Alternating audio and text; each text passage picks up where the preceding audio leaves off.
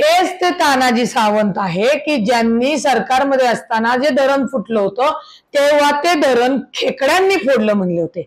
त्याच्यानंतर त्यांच्याकडे जे खातं दिलं होतं त्या खात्यामध्ये हापकीन हा माणूस आहे असं ते म्हणले होते। त्याच्यामुळे त्यांच्या बुद्धीची कीव येते। खरं तर मी स्पष्ट सांगायचं तर तानाजी सावंत सारखी व्यक्ती राजकारणात राज्यकर्ते म्हणून म्हणण्याच्या लायकीचे नाहीयेत।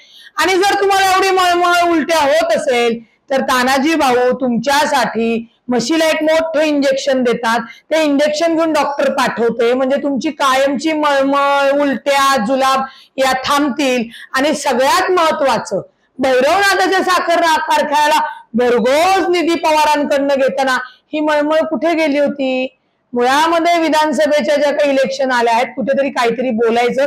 एवढंही खालच्या पातळीचं बोलू नका की महाराष्ट्राचे लोक तुम्हाला म्हणतील की असे मूर्ख आणि असे बेताल बोलणारे मंत्री आपले राज्यकर्ते आहेत म्हणून, आणि त्यांना त्याची ती लाज वाटते हे त्यांनी ध्यानात घ्यावं। आणि तानाजी सावंतला पुन्हा सांगणे, महायुतीतल्या सर्व नेत्यांना सांगणे की तुम्ही जर जाणीवपूर्वक जर अजितदादांवर नको ते बोलणार असाल, बरगळणार असाल तर जशाच तसं उत्तर तुम्हाला मिळेलच, परंतु याचा शेवट राष्ट्रवादी काँग्रेस पार्टीच करेल। त्यामुळे बोलताना काहीतरी आपलं विचारपूर्वक बुद्धी असल्यासारखं आणि आपण एक राज्यकर्ते आहोत तसं बोलले तर ते तुम्हाला शोभेल।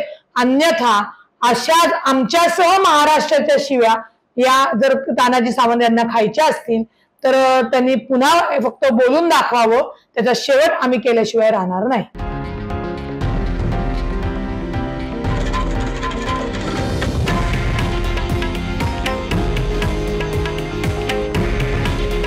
हे आहे देशातील नंबर 1 न्यूज नेटवर्क आणि आपण पाहत आहात TV9 मराठी। काळजी तुमची, हित महाराष्ट्राचं।